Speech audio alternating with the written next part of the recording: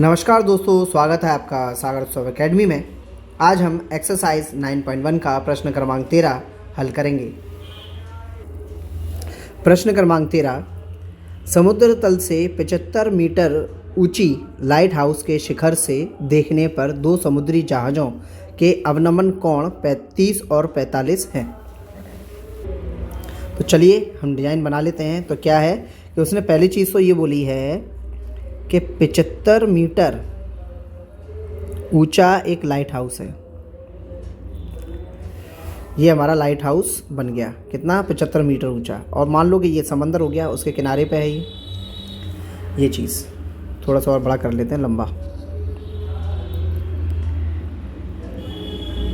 ये बहुत ज़्यादा लंबा हो गया।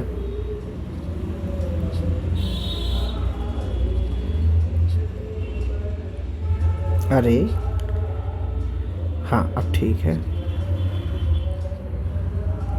बिल्कुल सफिशिएंट। अब उसने ये बोला है कि 75 मीटर ऊंचा तो ये लाइट हाउस है। कितना है? 75 मीटर ऊंचा, यहाँ से यहाँ तक इतना ऊंचा तो ये लाइट हाउस है। और क्या बोला है कि 75 मीटर ऊंचे लाइट हाउस के शिखर से ऊपर से देखने पर दो जहाज़ों के अवनमन कोण 30 और 45 है। तो भाई यहाँ पर दो जहाज़ रहे होंगे, उनके कोण भी बता दिए हैं, 30 और 45 हैं। यदि लाइट हाउस के एक ही ओर एक जहाज़ दूसरे जहाज़ के ठीक पीछे है। चलो ये चीज़ भी क्लियर बता दी उसने कि लाइट हाउस के सीधी लाइन में एक जहाज़ यहाँ है और दूसरा जहाज़ पीछे है, यानी एक के बाद एक रखा हुआ है, एक दूसरे के ठीक पीछे हो तो जहाज़ों के बीच की दूरी ज्ञात करें। ठीक है भाई, दो जहाज़ है तो मान लो कि एक जहाज़ यहाँ रहा होगा और एक जहाज़ यहाँ रहा होगा। दोनों का कोण बना ले। तो पहला वाला जहाज़ और दूसरा वाला जहाज़, दोनों जहाज़ों। अब बोला है अवनमन कोण। अवनमन कोण का मतलब क्या होता है? अवनमन कोण होता है ये ऊपर की तरफ, ये बनता है ऊपर की तरफ। कुछ ऐसे मान लो, डैश डैश डैश करके बना लो। ये बनता है ऊपर की तरफ ऐसे, ये अवनमन कोण। अब ये बने कैसे हैं? तो उसने क्या बोला है कि पहला कोण 30 का बनता है। तो पहला कोण ये बना छोटा वाला 30 का, और दूसरा कोण बना है वो बोला है उसने 45 का। ये दो कोण बने हैं। तो ये दो कोण बने हैं तो इसका नाम रख दें। नाम क्या पड़ेगा इसका? ए बी सी और ये हो गया डी।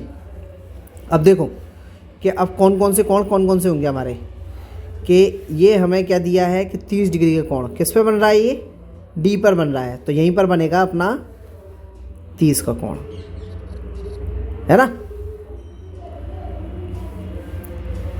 तो 30 का ये बन रहा, तो 30 वाली लाइन ये बन गई। अब बोला है 45 का कोण, तो 45 का कोण किस पे बन रहा है? सी पर। तो ये बनेगा सी पर।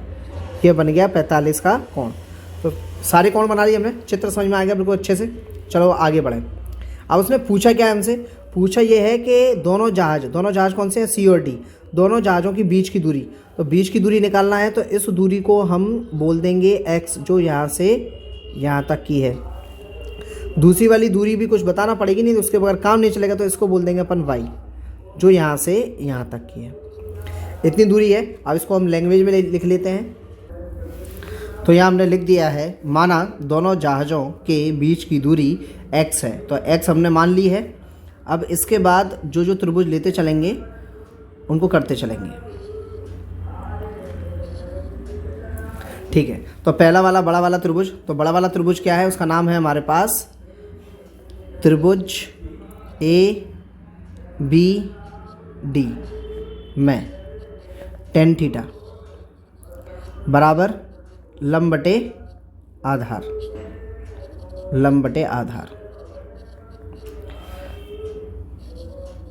tan थीटा कितना है? 30। लंब कितना है? ये हमारे पास है 75।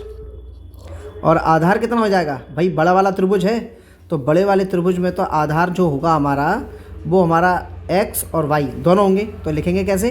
कि लिखेंगे x प्लस वाई। tan 30 का मान कितना होता है 1/√3 और 75/x + y।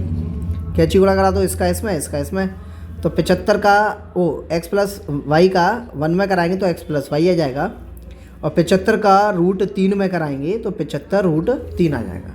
यह आ गया, इसको बोल देंगे हम समीकरण 1। इतनी चीज़ कहानी ख़त्म। अब पहला वाला ले लिया, अब दूसरा वाला समीकरण निकालेंगे। तो दूसरा वाला समीकरण हमारा बनेगा, चलो दूसरा वाला समीकरण ले लें, यानी दूसरा वाला त्रिभुज लेंगे, छोटा वाला। तो यहाँ हमने लिख लिया है त्रिभुज ABC में, ये छोटा वाला त्रिभुज है ना ABC, तो त्रिभुज ABC में tan थीटा बराबर लंब बटे आधार। तो tan थीटा बराबर छोटे वाले त्रिभुज में कितना है 45, लंब कितना है वही 75 ही रहेगा, वो चेंज नहीं होगा। और आधार जो है हमारा वो ABC में अगर देखें तो अकेला y है आधार, तो y ले लिया। tan 45 का मान कितना होता है 1 बराबर में 75/y, तो रहेगा ही रहेगा, 1 के नीचे 1 मान सकते हैं और करा देंगे कैची गुणा, तो y बन जाए y और 75 एकम 75, तो y बराबर 75 आ गया। अब y का मान रख देंगे हम समीकरण 1 में। तो यहाँ हमने लिख लिया है y का मान समीकरण 1 में रखने पर, और समीकरण 1 को भी उतार लिया है x + y बराबर 75√3, जो हमारा ये दिया हुआ था, है ना। अभी लिख लिया है y का मान रखना है, तो भाई y को हटाएंगे, y की जगह पे 75 लिख डालेंगे, तो कितना है 75। अब 75 जाएगा बराबर की दूसरी तरफ, तो चिन्ह बदलेगा उसका, तो ये हो जाएगा x बराबर 75√3, तो पहले से था ये वाला 75, जैसे ही उस तरफ गया तो माइनस का 75 हो गया। अब 75 को ले लेंगे कॉमन, तो क्या बचेगा हमारे पास √3 माइनस का 1 x बराबर, और यही हमारा आंसर हो जाएगा, क्योंकि हमसे दोनों जहाज़ों के बीच की दूरी पूछी थी और वो हमने x मानी थी, तो ये x हमारा निकल आया, तो यानी कि दोनों जहाज़ों के बीच की दूरी निकल आई और यही हमारा उत्तर है। इसी के साथ साथ हमारा प्रश्न क्रमांक जो 13 है वो भी समाप्त होता है। यदि वीडियो पसंद आए हो तो लाइक कीजिए, सब्सक्राइब कीजिए, वीडियो को ज़्यादा से ज़्यादा शेयर कीजिए और बेल आइकन को दबाना ना भूलें। हमारे सभी वीडियोस के लेटेस्ट नोटिफिकेशन प्राप्त करने के लिए बेल आइकन ज़रूर दबाएं। धन्यवाद।